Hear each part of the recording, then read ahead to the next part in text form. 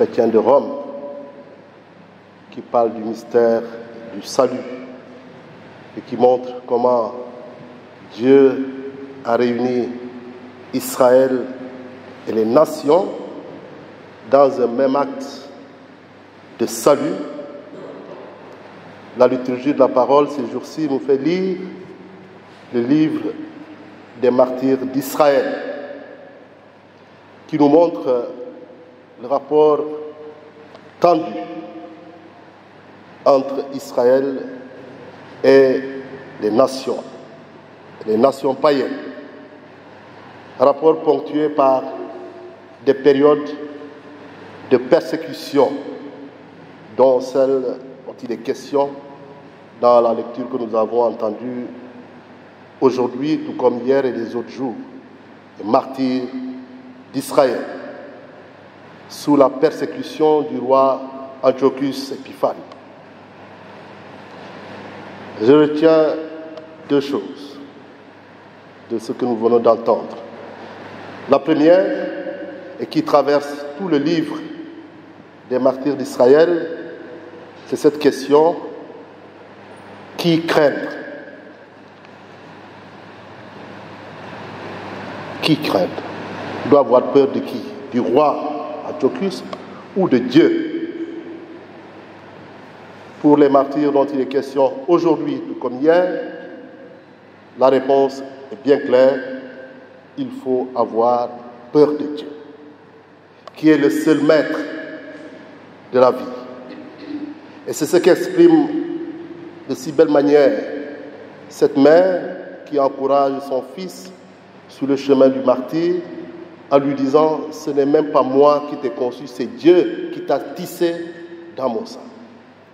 Et donc celui que tu dois craindre par-dessus tout, ce n'est pas ce roi qui veut t'arracher la vie, c'est Dieu qui est à l'origine de ta vie.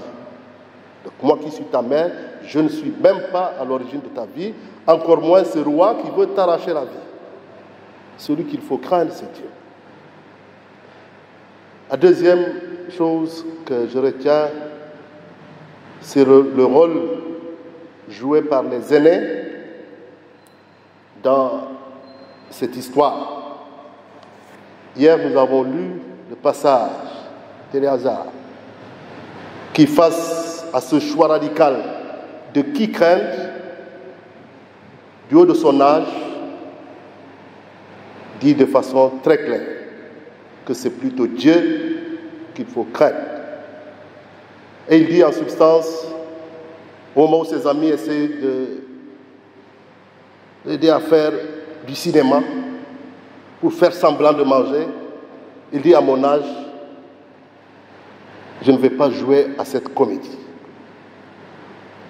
Pour gagner quelques années, moi qui suis déjà vieux,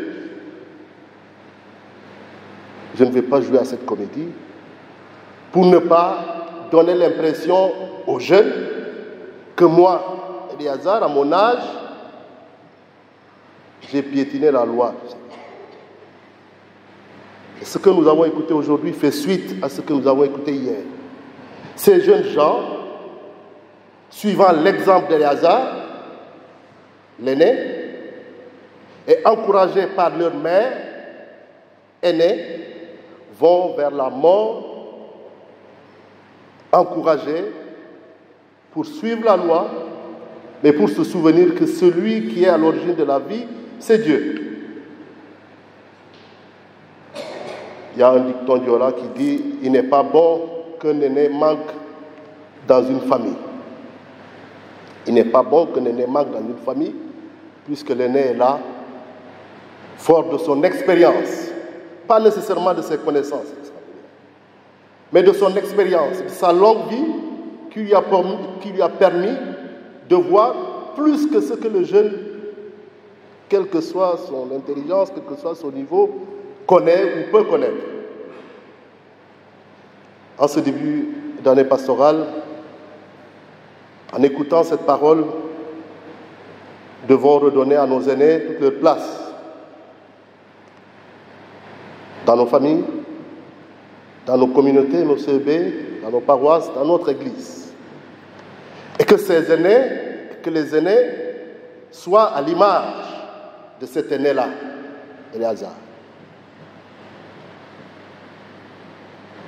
Et que les jeunes, voyant les aînés agir, puissent aller dans leur sens. Et cela, c'est l'Esprit Saint qui nous donne la force de le vivre, surtout dans les moments les plus difficiles, quand il faut faire des choix difficiles, comme ici, face à la mort, face à la persécution. Moi, comme aîné, comment je me positionne pour ne pas être objet de chute pour les plus jeunes qui me suivent. Que l'Esprit Saint nous éclaire et que cette année qui s'ouvre à nous soit une année où chacun fasse fructifier le talent que le Seigneur lui a confié, comme nous l'avons entendu dans l'Évangile. Ne soyons pas comme cet homme qui ne fait rien parce qu'il a peur. Notre rapport avec Dieu ne doit pas être un rapport de crainte et de peur, puisque Dieu, comme le dit saint Paul, n'est pas un juge qui punit, mais plutôt un juge qui acquitte les coupables que nous sommes, puisque nous sommes pécheurs.